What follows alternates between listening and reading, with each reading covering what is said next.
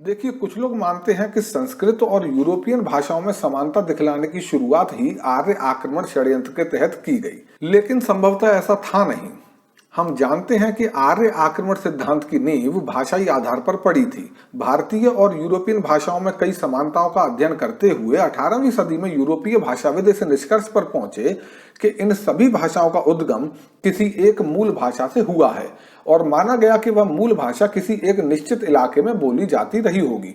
समय के साथ लोग उस मूल इलाके से निकलकर अलग अलग इलाकों में बसने लगे होंगे, जिससे उनकी भाषा में भी अलग अलग बदलाव आ गए होंगे और इतना विशाल इंडो यूरोपियन भाषा परिवार बन गया होगा।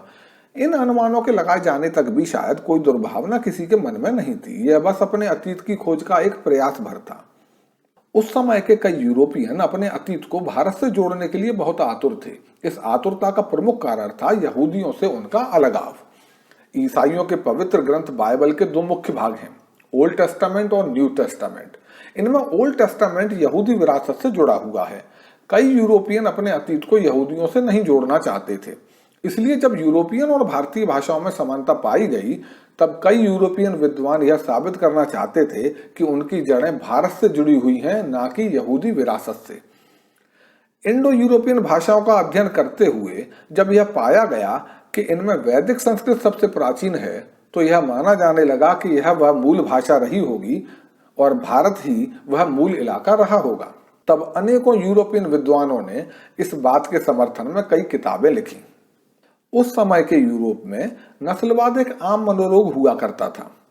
खुद को यहूदियों से भिन्न व महान नस्ल दिखाने के उद्देश्य से कुछ यूरोपियन विद्वानों ने आर्यन शब्द को एक श्रेष्ठ नस्ल का सूचक साबित करते हुए खुद को आर्यन नस्ल का घोषित कर लिया, जबकि भारत में आर्य शब्द कभी भी नस्ल का सूचक नहीं रहा था। यह बस गुणवाचक शब्द था। किसी भले व महान व्यक्ति को आर्य पुरुष या आर्य स्त्री कह दिया जाता था, जैसे अंग्रेजी में जेंटलमैन है। बौद्ध मत में भी आपको आर्य सत्य जैसे शब्द मिल जाते हैं। भारतीय ग्रंथों में आर्य शब्द को कभी भी नस्ल के संदर्भ में प्रस्तुत नहीं किया गया। इसे हमेशा श्रेष्ठ या सभ्य के पर्यायवाची के तौर पर ही इस्तेमाल किया गया। 19वीं सदी आर्य आक्रमण षड्यंत्र की सदी थी। शुरुआत में कुछ जेजुइट्स क्रिश्चियन मिशनरीज ने इसे अपने लाभ के लिए इस्तेमाल करना शुरू किया और फिर ब्रिटिश साम्राज्यवादियों ने भी इसमें अपने लाभ खोज लिए।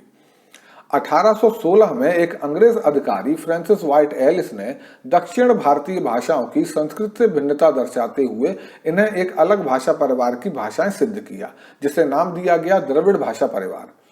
इसके बाद से विद्वानों ने यह सोचना शुरू किया कि संभवतः संस्कृत भी किसी अन्य प्राचीन भाषा के बदलाव से बनी हो और वह प्राचीन भाषा ही मूल भाषा रही हो। इसके बाद बहुत बेतुके अनुमान लगाते हुए कहा जाने लगा कि प्रोटो इंडो यूरोपियन लोगों का मूल स्थान संभवतः भारत से बाहर का इलाका रहा होगा और द्रविड़ भाषाएं भारत की मूल भाषाएं रही होंगी। इसके बाद मूल स्थान को भारत से निकालकर यूरोप की तरफ खींचा जाने लगा। किसी ने दक्षिण रशिया, किसी ने एनाटोलिया, किसी ने बैक्ट्रिया, किसी ने यूरेशिया, किसी ने पूर्वी यूरोप, तो किसी ने जर्मनी को वह मूल स्थान बताया।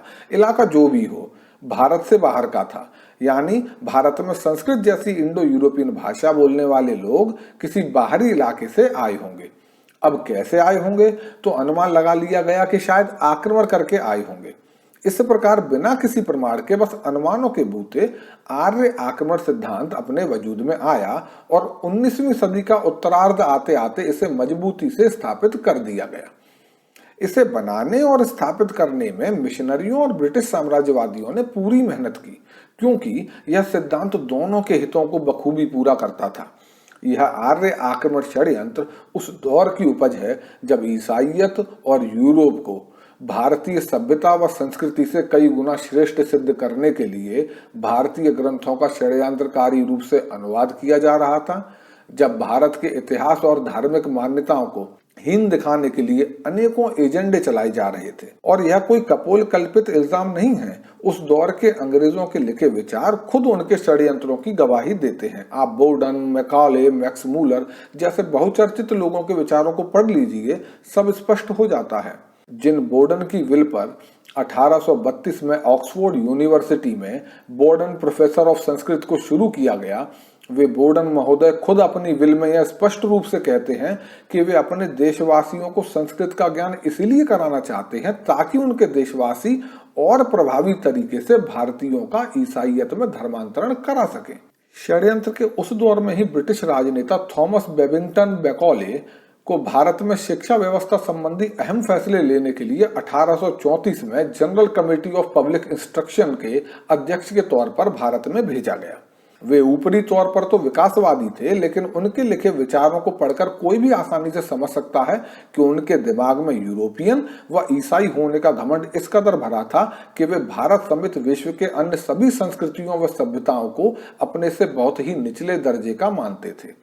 भारत की शिक्षा पर 2 फरवरी 1835 को दी प्रसिद्ध मैकाले मिनट और 12 अक्टूबर 1836 में अपने पिता को लिखे पत्र में उनकी यह मानसिकता खुलकर सामने आती है।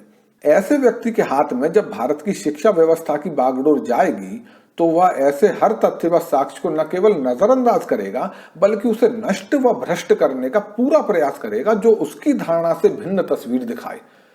उनका पूरा प्रयास रहा कि अंग्रेजी शिक्षा के माध्यम से भारतीयों की आने वाली नस्लों के जहन में यह बात अच्छे से भर दी जाए कि दुनिया में जो कुछ भी अच्छा और विकासवादी है वह सब यूरोप से संबंधित है। भारतीयों का धर्म, संस्कृति व सभ्यता सब कुछ उनसे बहुत निचले दर्जे का है। वे भारतीयों में एक ऐसी जमात तैयार करना चाहते थे जो अंग्रेजों के लिए वफादार हो, जो बस रंग रूप में भारतीय रह जाएं लेकिन अंदर से पूरी तरह अंग्रेज हों। इतना ही नहीं, वे भारत में हिंदू धर्म को हटाकर यहाँ ईसाई मत को फैलाने के लिए भी पूरी तरह प्रतिबद्ध थे। इन मंसूबों को पूरा करने के लिए जरूरी था कि भारतीयों को अपनी परंपरा और संस्कृति बहुत निचले स्तर की लगने लगे। चूंकि वेद भारतीय संस्कृति के सबसे प्राचीनतम और आधारभूत ग्रंथ हैं, इसलिए उन्हीं पर सबसे ज्यादा आघात हुआ। इसमें प्रमुख काम कराया गया जर्मन मूल के संस्कृत विद्वान मैक्स मूलर से, जो कि उस समय ब्रिटेन में ही रहा करते थे और बाद में वे ब्रिटेन के नागरिक भी बने। इन मैक्स मूलर महोदय के पत्र ही उनके षड्यंत्रकारी विचारों की पोल खोल देते हैं। उनके पत्रों में दर्ज उनके विचार यह साबित करते हैं कि वे ईसाईयत के प्रचार को लेकर किसी धर्म परिवर्तन कराने वाले मिशनरी से भी ज्यादा प्रतिबद्ध व्यक्ति थे। सामान्य सी बुद्धि लगाकर भी कोई समझ सकता है कि ऐसा व्यक्ति जब ऋग्वेद का अनुवाद करेगा तो वह कैसा होगा। 1840 व 1850 के दशकों में मैक्स मूलर ने इसी एजेंडे के तहत ऋग्वेद का अनुवाद किया। आर्य शब्द को एक नस्ल का सूचक स्थापित करने में और आर्य आक्रमण सिद्धांत रचने में इन्होंने बड़ी अहम भूमिका निभाई। एक और मैक्स मूलर जैसे षड्यंत्रकारी विद्वान आर्य आक्रमण सिद्धांत को गढ़ रहे थे और दूसरी ओर अंग्रेज इसका भारतीय शिक्षा तंत्र में जमकर प्रचार प्रसार करा रहे थे। 1850 के दशक में ही ब्रिटिश मिशनरी रॉबर्ट कॉल्डवेल ने दक्षिण भारत में यह प्रचार शुरू किया कि सभी भारतीय एक नहीं हैं, बल्कि वे 2 भिन्न नस्लों के लोग हैं। दक्षिण भारतीय ब्राह्मण बाहर से आए इंडो आर्यन हैं, जिन्होंने यहाँ के लोगों को सभ्यता व संस्कृति सिखाई। इस प्रकार कुछ मिशनरियों और ब्रिटिश साम्राज्यवादियों द्वारा शिक्षा व समाज सुधार की आड़ में भारतीयों में यह जहर बड़े स्तर पर घोला जाता रहा। इनके द्वारा ऐसे कई भारतीय समाज सेवी भी उभारे गए जो इनसे धन व अन्य सुविधाएं लेकर समाज सुधार की आड़ में ऐसे विभाजनकारी एजेंडों को बढ़ाने का काम किया करते थे। उत्तर भारतीयों को आर्य आक्रमणकारी और दक्षिण भारतीयों को अनार्य मूल निवासी बताया जाने लगा। तथाकथित उच्च जातियों को विदेशी आर्यों का वंशज और अन्य हिंदुओं को मूल निवासियों का वंशज बताया जाने लगा। इस षड्यंत्र से मिशनरियों को धर्म परिवर्तन कराने में लाभ हो रहा था और अंग्रेजों को अपनी सत्ता की जड़ें जमाने में। अंग्रेज यह दर्शा रहे थे कि इंडो यूरोपियन भाषाओं का मूल स्थान भारत हो ही नहीं सकता था, क्योंकि भारतीयों ने बाहर जाकर इंडो यूरोपियन भाषाएं नहीं फैलाई होंगी। वे ऐसा कर ही नहीं सकते, क्योंकि भारतीय तो हमेशा से कमजोर और आलसी रहे हैं। यह काम तो तेज तर्रार यूरोपियन ही कर सकते हैं। अतीत में यूरोपियन ही आर्यों के रूप में भारत आए, जिन्होंने असभ्य और कमजोर भारतीयों को आसानी से हरा दिया। उन्होंने ही यहाँ के पिछड़े लोगों को संस्कृति और सभ्यता दी, लेकिन धीरे धीरे वे यहाँ के लोगों से घुल मिल गए और यहाँ वैवाहिक संबंध जोड़ लिए। नतीजतन उनकी नस्ल खराब होती गई। भारत फिर पतन के मार्ग पर बढ़ता चला गया।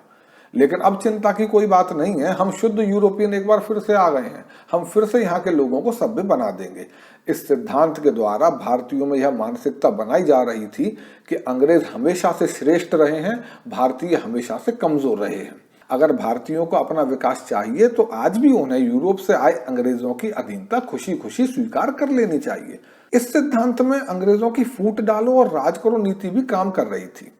भारतीयों में विदेशी और मूल निवासी की फूट डालकर अपने राज को कायम रखने का हित भी बखूबी पूरा हो रहा था। इधर कुछ भारतीयों को भी इस षड्यंत्र में अपना लाभ दिख रहा था। उन्हें इसके प्रचार प्रसार के लिए मिशनरी संस्थाओं और अंग्रेजों से सहायता तो मिल ही रही थी, राजनीतिक लाभ भी मिल रहे थे। प्रसिद्ध इंडोलॉजिस्ट कॉनराड एल्स का मानना है कि संभवतः ज्योतिबा फुले वह पहले आदमी थे जिसने आर्य आक्रमण सिद्धांत का राजनीतिक इस्तेमाल शुरू किया। समय के साथ कई अन्य लोग भी इस सिद्धांत को अपनी विभाजनकारी राजनीति के लिए इस्तेमाल करने लगे, जो कि रामासामी पेरियार के पागलपन से होता हुआ आज भी बदस्तूर जारी है। आर्य सिद्धांत के अनुसार तो जर्मन भी बाहर से जर्मनी में आए, अंग्रेज भी बाहर से ब्रिटेन में आए, लेकिन वहां इस सिद्धांत के आधार पर उन्हें विदेशी नहीं माना जाता। लेकिन भारत में विदेशी और मूल निवासी की राजनीति को खूब हवा दी जाती है। अंग्रेजों के जाने के बाद भी, आर्य नस्ल की अवधारणा झूठ साबित हो जाने के बाद भी, आर्य आक्रमण की बात के असत्य सिद्ध हो जाने के बाद भी भारत में कुछ संगठन आर्य आक्रमण का भ्रम फैलाकर भारतीयों में आपसी नफरत का जहर भर रहे हैं। फिर भी जिन्हें इस सब में कोई भयानक षड्यंत्र की बू नहीं आती, वे पढ़ें जर्मनी में नाजीवाद के उदय और यहूदियों के नाश को। वे पढ़ें भारत में पाकिस्तान की मांग की शुरुआत और फिर उन हिंदुओं और सिखों के कत्लेआम को जो भारत के उस इलाके में रहते थे जो एक दिन पाकिस्तान बन गया। जान लें उनके साथ हुई बर्बरताओं को और तैयार रहें वैसे ही हाल के लिए, क्योंकि उन्हें भी कभी ऐसी ही गलतफहमी रही होगी। फिर एक दिन गलतफहमी भी दूर हुई और गर्दन भी।